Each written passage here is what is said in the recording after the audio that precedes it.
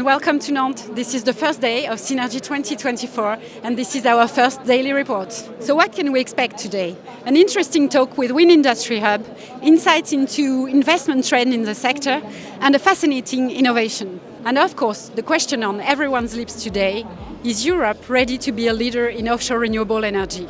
Let's go. The question is the wrong question. We are the leader.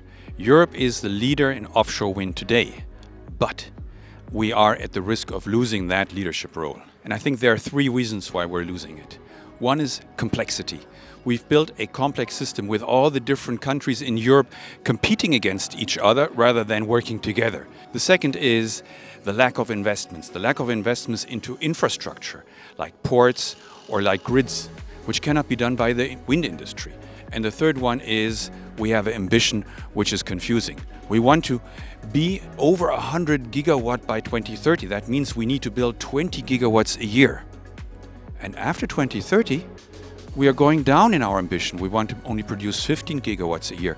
Which industry wants to deliver on a boom and then fall into the hole? We need to have a perspective for the industry.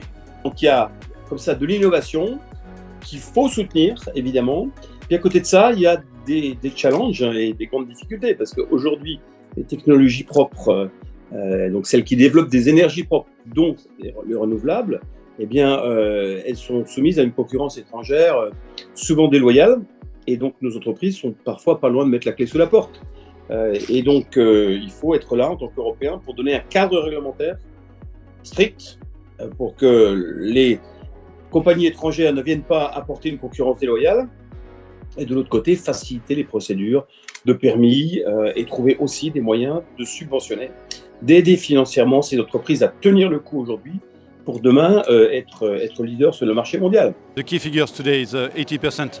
80% indeed. 80% of the French people are willing to have more and more renewable energy in France. It is very important today to remind these figures due to the political context. We need to develop, to keep moving on this aspect.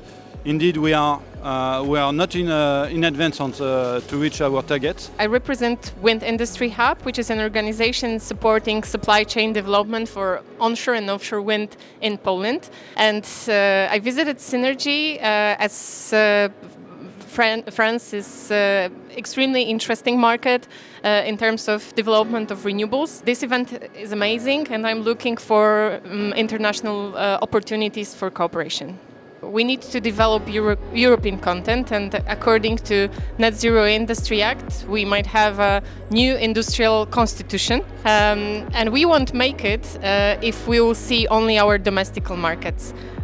We need better dialogue and cooperation between Polish and French companies in this case. Yeah, well, it's very nice to be here. And I'm Maarten Berghuis, I'm from SeaCurrent. And in SeaCurrent we develop an underwater kite. It's going to revolutionize tidal energy production. The tidal kite is an underwater kite, so it flies perpendicular to the flow to capture the energy from flows.